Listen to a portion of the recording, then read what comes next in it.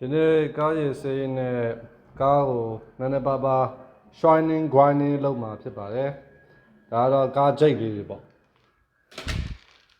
AliExpress နဲ့ဝယ်ထားတာဗျာနှစ်ခုရှိတယ်တစ်ခုက